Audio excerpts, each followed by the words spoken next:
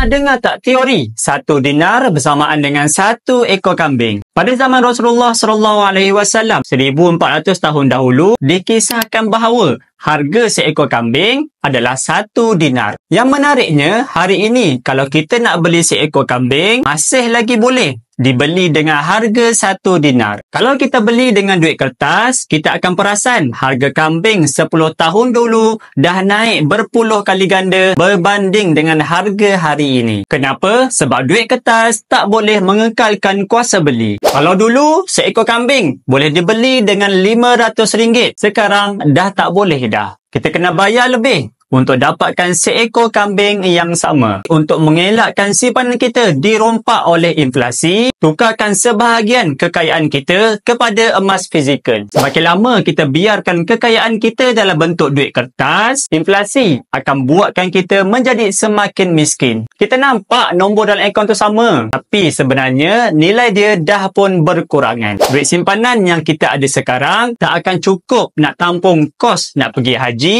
pendidikan anak-anak, persaraan dan banyak lagi perbelanjaan yang disebabkan oleh kos-kos ini semua akan meningkat pada masa akan datang. Semoga bermanfaat. Nak selamatkan kekayaan tuan-puan daripada dimakan inflasi, boleh terus rujuk pin video tutorial di profil. InsyaAllah saya bantu sebaiknya.